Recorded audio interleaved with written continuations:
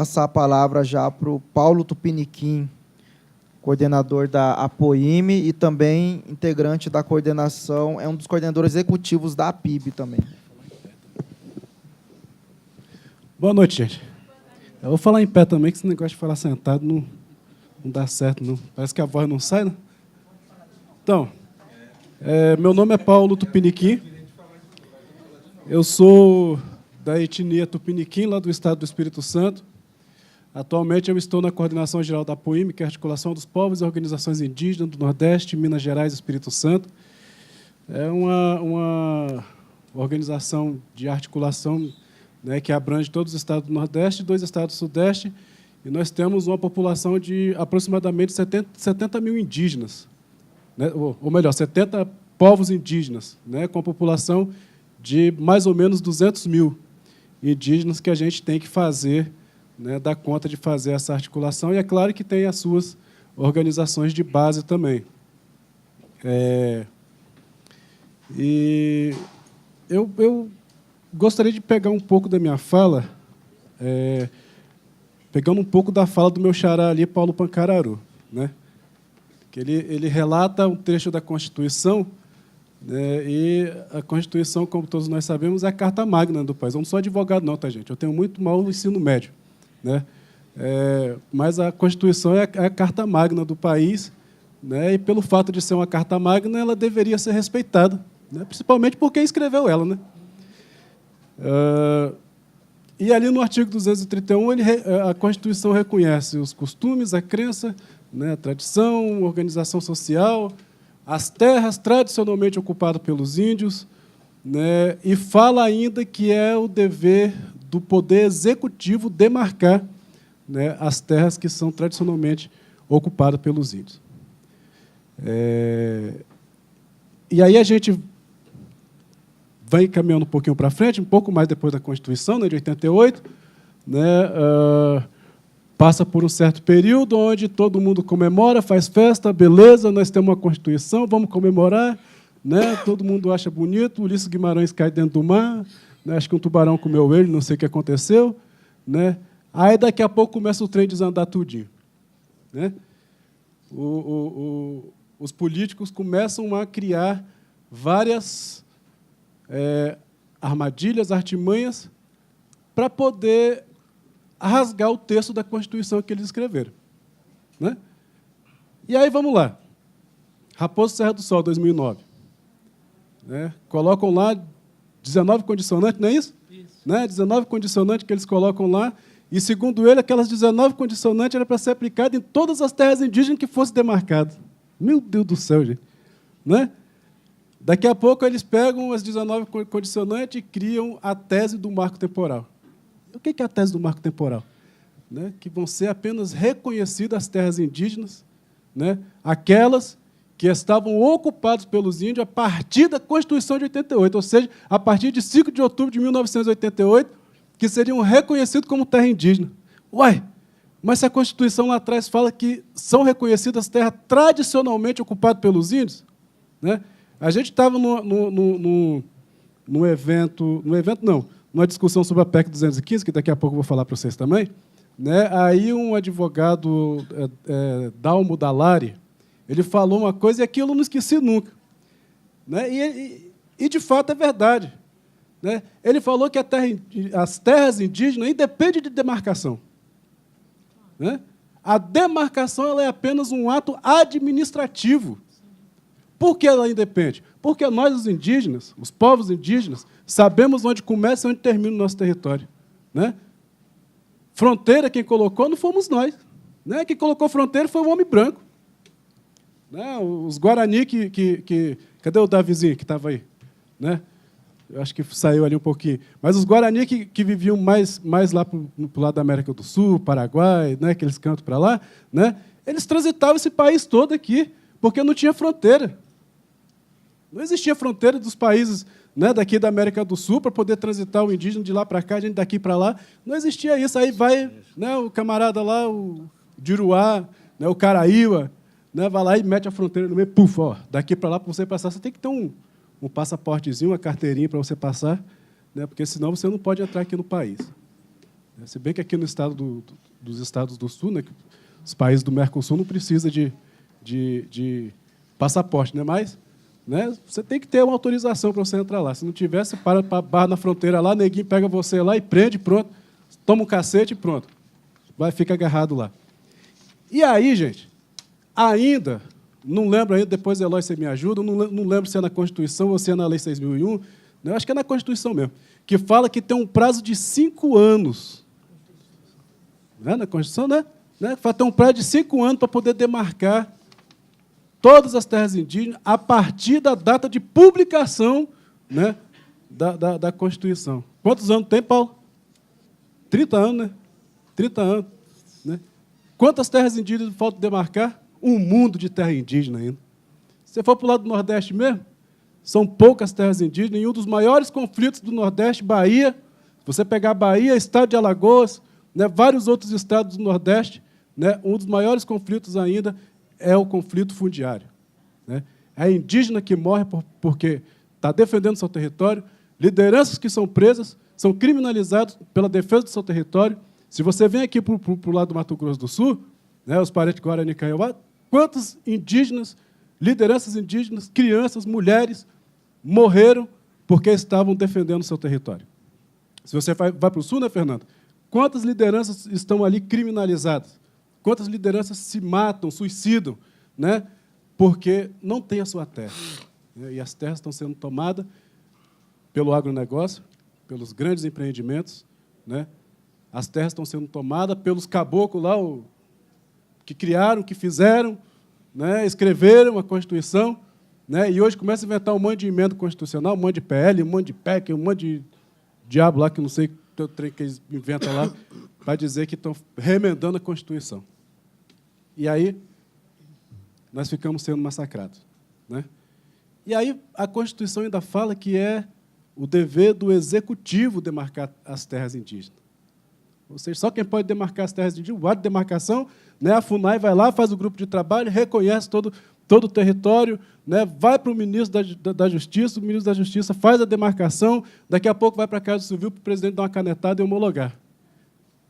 Os deputados olharam assim e falaram, epa, vamos tirar esse negócio de lá, vamos jogar aqui para o Legislativo, aqui, né, para poder a gente dar uma segurada nesse negócio. Né, porque estão demarcando terra demais. 13%, diz eles, né? 13% do território brasileiro demarcado como terra indígena. Né? Mas o território aqui, o Brasil é todo dos índios. Né? Como o Daran falou, quando eles invadiram aqui, né, nós já estávamos aqui, os meus parentes tupiniquim, lá na Bahia, né, estavam lá, os tupinambá, que são primos dos tupiniquim, mas viviam brigando com sua febre. Né? Os pataxó, invadiram aquele trem lá e vieram invadindo tudo de lá para cá. Né? E aí, falam que 13% do território brasileiro que foi demarcado é muita terra. Oxe, como que é muita terra? Né? Se essa terra aqui, esse Brasil todo é nosso. Não entendo esse argumento de dizer que é muita terra. E aí vai o Legislativo e fala, não, nós que vamos demarcar esse trem. Por quê? Né? Porque dentro lá do Legislativo, da Câmara de Deputados, né, um dos maiores detentores das maiores porções de terra do Brasil estão lá dentro da Assembleia da Câmara dos Deputados em Brasília, né, que são os maiores latifundiários. Né? E aí cria-se a ideia de se fazer a PEC 215, desde lá de 2000, né, que começaram a atacar os indígenas com esse negócio de demarcação de terra, que nós não vamos deixar mais o Executivo demarcar, né, e a PEC 215 para lá. Não deu certo, aí inventaram o tal de PL 227, né, que também não deu certo, e agora, se eu não estou enganado, né, Eloy, parece que está tramitando de novo a PEC 215 lá dentro do Congresso, né, para poder eles tentar votar esse trem, né, para poder passar para o Legislativo o poder de demarcar terras indígenas. E aí, minha gente, se o Legislativo for demarcar terra indígena, a gente pode esquecer que não vai ter mais demarcação. Né? Pode esquecer. E fora isso, fora outros projetos de lei, outras emendas, né, que tem lá dentro, né, arrendamento de terra, que querem arrendar terra. Né? E aí, tem um que vai de encontro a todos nós, né, que é a PEC do congelamento do orçamento público. O orçamento da FUNAI desse ano é de um pouquinho mais de 500 milhões de reais, para poder dar conta de uma população de 800 mil indígenas. Né? O que é 500 milhões de reais para poder fazer o trabalho que a FUNAI tem que fazer para um mundo, né, de população indígena, né, igual essa que nós temos nesse Brasil afora? Né? 500 milhões de reais para a FUNAI é mal para poder fazer a manutenção, né, dela. Né? Ou seja, os funcionários, que têm aproximadamente 2.000 e poucos funcionários, são os funcionários. Era um prédio que tinha lá, eu nem sei se mudaram, já mudaram, Eloy? De lá que tem tempo que eu não vou em Brasília, aquele prédio lá. Mudaram? Pois é, aquele prédio que eles estavam lá era R$ 1.500.000 o aluguel do bicho por mês. Já pensou, minha gente? Né? E aonde ia parar o orçamento da FUNAI para poder fazer as outras coisas? Né? Com 500 milhões. Não dava para nada. Né? E aí, imagine com o congelamento do orçamento do orçamento público, né? A FUNAI vai fazer o quê? Né? A FUNAI já está com o pé na cova para poder ser enterrado. Né? A gente precisa, na verdade, tentar fortalecer a FUNAI. Né? Não eles pegar o orçamento público, congelar, né, e paralisar tudo. Isso já é mais uma estratégia para que o órgão público, que eles falam que é de defesa do índio, né, não poder mais exercer o seu papel e partir para as demarcações de terra, fazer os grupos de trabalho para reconhecimento. Né? Isso tudo é estratégia do governo. E aí eles pegam, né, e fazem lá um outro projeto de lei, né, que é para poder juntar FUNAI e CESAI. Por quê? CESAI tem 1.400 bilhões de reais de orçamento, né, para poder atender a saúde indígena. Né? Então, vamos juntar os dois, a FUNAI está quebrada, então a FUNAI pega um pouquinho do dinheiro da saúde, né, para poder ela trabalhar um pouquinho, né, dar uma respirada, conseguir dar uma respirada. 1.400 bilhões de reais não dá para poder atender a população, a saúde da população indígena desse país. Né? Se vocês olharem, né, e os meus parentes indígenas são testemunha disso, se vocês olharem a qualidade da atenção à saúde dos povos indígenas, ela é precária. Né? São carros sucateados, são prédios, unidades de saúde que estão todas sucateadas. Né? Então, ou seja, são atendimentos, né, são recursos que não dá para poder dar uma atenção de qualidade à população indígena, conforme foi quando pactuado lá em 2010, né, na criação da Secretaria Especial de Saúde Indígena. Né? Então, assim, minha gente, isso tudo são artimanhas para poder acabar com os direitos dos povos indígenas. E, pior ainda, pegam esses órgãos, né, públicos, né, que agem em defesa, que tratam das questões indígenas e fazem de balcão de negócio político. Né? Ou seja, né, pega o políticozinho, o apadrinhado político, e começa a colocar à frente da FUNAI, né, e começa a colocar à frente da CESAI, né, fica fatiando esses setores e colocando pessoas indicadas por partidos políticos para poder estar assumindo isso, e aí, né, começa a tesourar, começa, né, a cortar, né, aquilo que eles deveriam fazer, eles acabam não fazendo para poder atender a população. Né? E aí, daqui a pouco, querem, né, fazer a CPI da FUNAI para investigar, daqui a pouco vão fazer da CESAI também. Tá? Se preocupa não, que daqui a pouco vai ter a CPI da CESAI também. Então, vocês podem ter certeza que vai. Né? Porque, pô, fica índio viajando para lá e para cá, participando de conselho, que não sei o quê. 1 minuto só, ela. Calma aí, estou acabando. Né? E aí, daqui a pouco, eu vou fazer a CPI da CESAI também. Mas, enquanto eles não fazem, deixa a gente participar, viajar, porque quando a gente está viajando é participando de conselho, e estamos trabalhando, tentando achar uma solução para resolver o problema. Né? E um dos motivos da CPI da FUNAI foi justamente isso, né? Porque os indígenas viajavam, a FUNAI pagava passagem, né? Ora, era por causa da demarcação de terra, e tinha índio ali que estava, né, defendendo a terra, e nisso, minha gente, foram antropólogos, né, foram presidentes que passaram pela FUNAI, indígenas, tudo investigado, criminalizados, né, pelo fato de estarem ali lutando na defesa para poder defender o direito das populações indígenas. Né? Enquanto isso, a população indígena, sobretudo, está lá sofrendo, né, com a hidrelétrica que está sendo construída, né, sem o pessoal se preocupar, né, com o que vai acontecer com aquela população após a construção daquela hidrelétrica. Estão pensando financeiramente. Eles esquecem que ali, aquela hidrelétrica que eles fizerem, né, que vai alagar todo o território, eles esquecem que aquilo ali é tudo uma questão espiritual também naquele meio, né? Existe um território em questão, e aquele território foi onde o povo deu a sua vida por ele, onde os seus antepassados estavam, né, e viveram, e eles ainda continuaram defendendo, e tudo isso vai ser destruído por quê?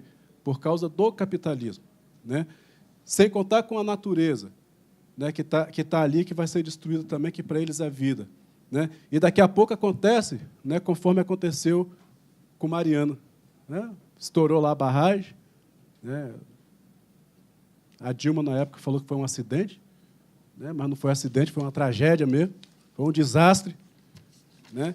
Contaminou todo o Rio Doce, e toda a questão imemorial ali do povo Krenak foi perdida, porque eles tinham o rio como sagrado. E o Rio Doce morreu, está morto aí, vai ficar morto por um bom tempo, não sei nem se ele vai ressuscitar, né? Mas morreu.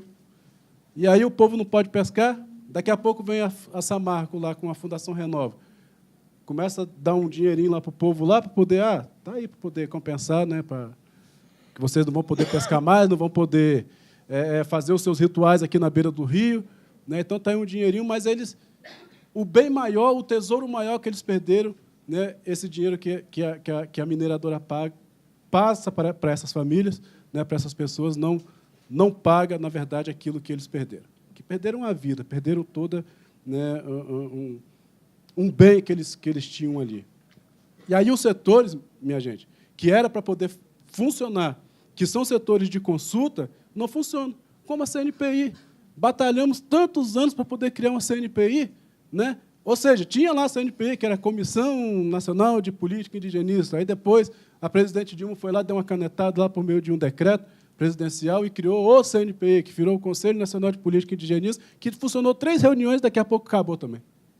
Deixou de funcionar. Ou seja, vivemos dentro de um governo que não tem interesse de fazer política para as minorias. Vivemos dentro de um governo que tem interesse apenas no capital. Fala aí, vamos salvar o país aí que está sofrendo com a crise financeira, mas como? Tirando o salário, como o Daran falou, não é R$10 não, Daran, é 5. Né? Tirando o salário do trabalhador, né? Ou seja, o neguinho ganha aí R$939, vai ganhar aí 934, né? Imagine aí de 100 milhões, 200 milhões de pessoas, não sei quanto que a gente tem no Brasil, né? Tirando R$5 de cada um, quanto que vai ser? Né? Mexendo na aposentadoria dos coroas, né? Trabalhou tantos anos aí para poder ter uma aposentadoriazinha, né? Daqui a pouco, né, a aposentadoria vai chegar a 100 anos, não vai se aposentar.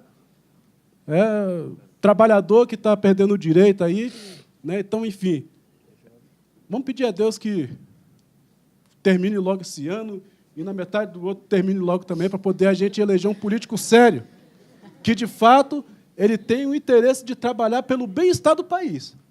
Né? Porque, enquanto tiver um político igual esse que está lá, para mim não é governante, não, porque ele não me governa. Não. O cara desse que está lá, né? O nosso Brasil, minha gente, é afundar cada vez mais. Né?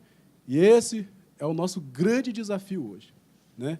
A gente se organizar quanto sociedade, quanto movimento social, para poder fazer frente a essas artimanhas que estão aí.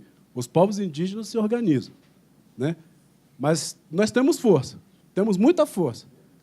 Mas se a sociedade brasileira toda se organizar, né, e partir para cima, né, e querer tomar a rédea de novo de tudo isso que tá sendo acabado aí, eu acho que o nosso sucesso ele vai ser maior. É isso, minha gente. Muito obrigado.